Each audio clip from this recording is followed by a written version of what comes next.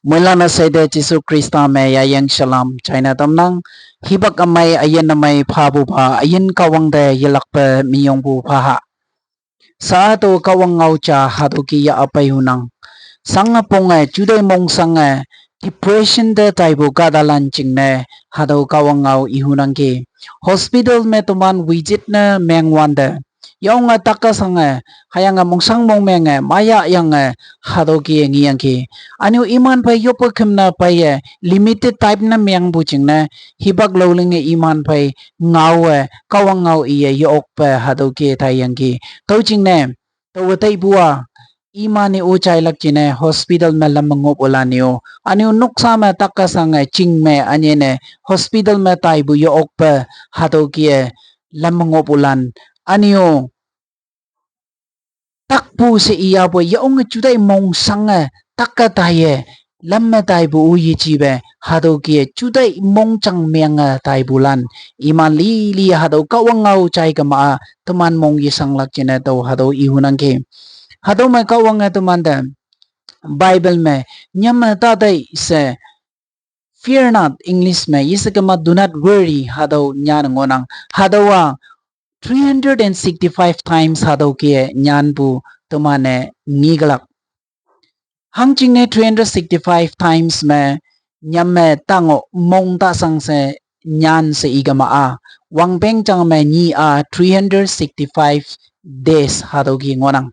hatau hi samme kawang ni chai se numan nyamme tango se ibu tumane hatau nginang ni chai se numan mong sang ta tai se kawang ibu ngonang hayang boy katong nyu kata na menge tuma ni chai se mong sang nang hayang tuma ni chai se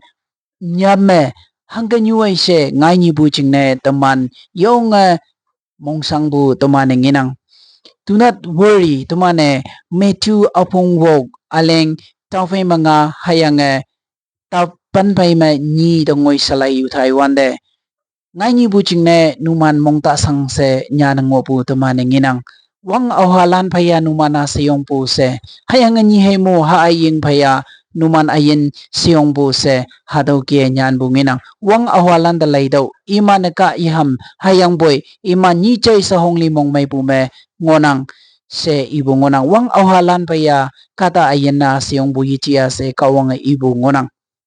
ayang ba to katong ni tuman kadalana ngo yang faidan no hoy tuman chuday mong sangbo ma ngonang ngai ni hang nyuai ngai ni hangi ba pailak se tuman ibag se me chuday mong sangnang hayang boy anye ne tuman christian kadalan tuman kawanga chindubo ayen kawang ngonang tuman ayen kawang de tuman ating lak kama tuman chuday mong sang ayeng olak chuday mong sangbo ma ngoya boy tuman ide konggembo palagyang aube tumane Matthew apong panmacha aleng tafay matad Matthew chapter 11 verse 28 malayvante come to me all you who labor and are heavy laden and I will give you rest hadaw menginang numan tobalan hayang hangki yiki balan essay atang de paike to numan de toloy may tampalak se kawang ibu ngonang tuman ching hangki yi tuman ching mongsang mongmeng essay tumane kawang de palagyang hadaw verse talay wande kawang kong kimbu se ibu nginang numan hangki yi kong kimbu numan toon niya ibu mongsang mongmeng tobalan essay se iya ngonang kong kimbu essay ya apay kay se inang toke tuman ching hangi bahangki yi ngonang tuman mongsang bu hangi ngonang singengin yuwang yungoy bu ngonang ka ngay ni halak chine chuday mongsang bu ngonang ka hayum lan chine chuday mongsang bu ngonang ka nang hayang ito takasang bu chine chuday mongsang bu ngonang ka hayang hospital me lamang tawalila kaya yang lakse chuday mongsang ngonang ka yisikama chingme hospital da tailak se iya boy sengengin yanang ba hadaw ke tawaya kek chanoy ha na yok ba sangango po na mengya po yoy kawang da phadaw kawang nga sipsibu kawang nga maidamba kawang nga tuman ching mong sang mong meng tuman hangki esay ki oglak pa kawang ngonang toke auyen mongsang mongmeng nang ki kawang de esay phado kawang numan mongsang numan hangki esay ya apai kai se ibu ngonang acheng haba ato yang half ya apai kai se kawang ye i khom kambu ya apai kai se inang toke jude mongsang balan esay tumane kawang de khong kembu surrender ne mengama a tuman jude mongsang esay ya atela abe tumane first Thessalonians chapter 5 verses 16, 17, 18 te tumana laywan de rejoice always nginang no. Hado me hongli mong may pu fay chindang ngoya sa ibu tumana nginang. Hayang pray without season hado yefan ba yopto sa ibu tumana nginang. Tukay tuman chuday mong sangang hopo na menga maa. Tuman kawang ating ba kawang hado chang Taiwan de. Hayang kawang mikti siwa tambuhem hado Taiwan de. Tuman chuday mong sang bu esay malak hayang tuman mong may bu kawang ngaw tumane mong may bu hado Bible igama tumane kawang ngaw kaya tumanta mong yung tampu hayang mong may bu hado paigalak yetag yasang ya po noksa matiya la hayang mong may bu yanang bango kamaano hado tak ayong na mga taylak aja hado ching na Thessalonia lande Paul ibu me numan hongli mong may bu fay ngotaw sa ibu hado tumane nginang tuman ayen me hongli mong may ngo po na mga kamaa ang watu ameng yepelak takasang boyangay lang teman kadong nyo may itakter la ni inang teman chuda yaong mong sanga alam cha china teman mong sanga ngopo na meng kama teman mong chang teman ching heart hadaw matak ngay tay nang hawan de teman treatment de tay kama taway la niya hadaw mong chang tak yang heart edik yang sa hadaw kibu inang hangne hadaw temana yambudak se temana hadaw ilak ngonang temana chuday mong sangwan de kawang de temana yiyop Thessalonia lai me ibua yapan ba yop to si inang may ngowan du temana kawang de yoblak ayen may ngowan de sangwan de takwan de kongkimbu me temana yoblak hangi ba chuan mi chia boi numane minyong phabu pai kawang diop to hadawa jisu krista tuman kawang iya mong butoy ngonang se hado di Salonia lai ma tuman nginang to kay tuman may ngowan do kawang da ni chai se anyay na ayen na may ngobu kadalan tumane hayang sengengin ngowan de haying wang man ngowan de tuyenan nang atay butay bukiki ngowan de anyay ne kawang de miyong bu phabu pai yop pu me tuman ngolagyang to ki ngopu na meng maa teman takwan de sangwan de teman chude mong sangwan de tumane kawang de nyikma kawang mem se tumane yopu de chanlak hayang boy ayen na may ngowan de tumane kawang yeyam teman mangopu teman tay bulili nang hayang to tay bu ki ngopu hibak chame tumane kawang da ba yeyam hayang boy takasangwan de sa tumane kawang de yop hadaw chine kawang ibua numan ni chay sa hangiba chuan hangiba circumstances mangoya poi numan kawang de yop ya se yofan ba yop to si inang ni chama halan sin na yop to hango hadaw phabu yenang hang sinanang yop pu hadaw ki timing phabu yenang hayang be tumana okpu sine tumane kata si ngowan de loe hadaw kinam ning som me hadaw yop pu uyong mainang anyen tumana mang ameng mangwan de temane kawang de yoblak ngonang ki hadawa me example cha ngonang ki tawa 2023 me asam katok me gospel teman ministry Taiwan de to ma ayong yayang ki ayong be kawang sipsi kai sa achi khongkim bu mai de ki hadaw maya lakching na ada mang ameng mangyang ki awang ne ya cha ada to wang hi ngai bu hadaw wang hi ni wang ngai me to kem ngwan de hangi ba wang nyak ayong ata sa hado ki mangwan de to hado wili ata yang ki hayang hado manghangi si sa to kawang de hiyop hado mang amyang kawang nang ya ta yang pa se to yiyop ini mang bulili yang se to hado ki ngo ane cham ni sa bo ba me to maya lak ni so ya so se ya hado ki to pum kyang me ngi hado ki mangyang ki hawan de to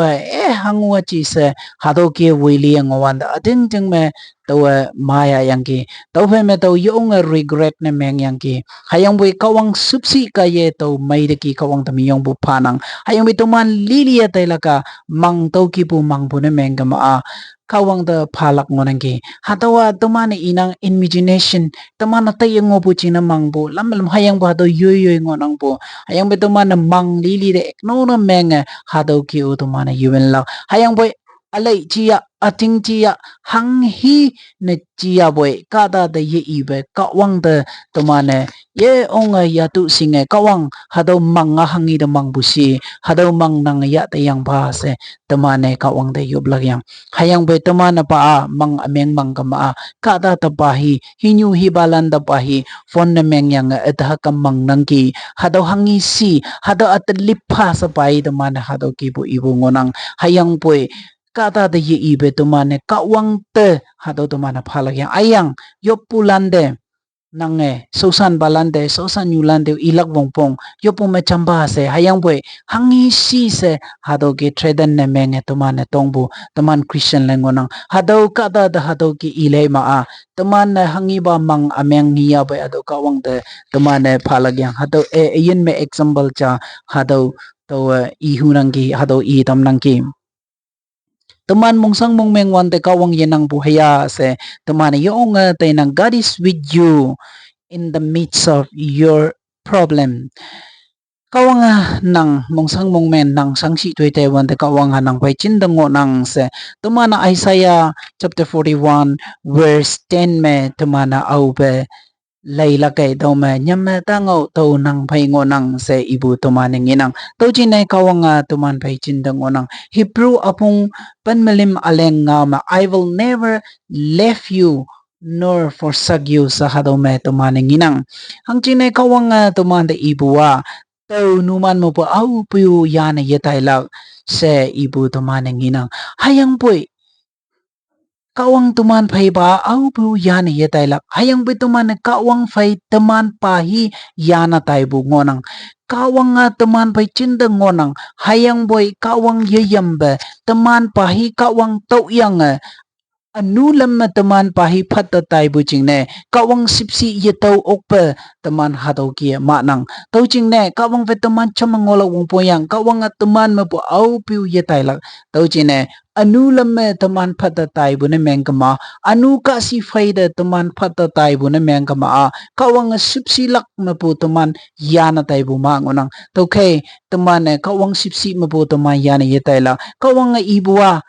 nang phai kadalan nang simnyu simba amailan nang nyu nang pa kadaulan yana daya boy kawanga au piu toman ta uyang yeyan lak I will never leave you se hado Hebrew lai me ibu temane nginang hayang first Peter apong nga aleng nyit me numan mong sang I maang to se ibu temane nginang tuman mong sang mong menga tumane kawang da phalagyang hayang boy tuman mong sang mong menga kawang da yupabe temane kata teh pahi inang hayang boy teman mong sang mong menga kawang de I kama teman mong sang mong meng khong kimbu kawang kilak hayang teman de chingmai hayang mong mai phala Philippine lai manya ngo puki kata lan phabu chingmai ye chibe kawang I phabu chingmai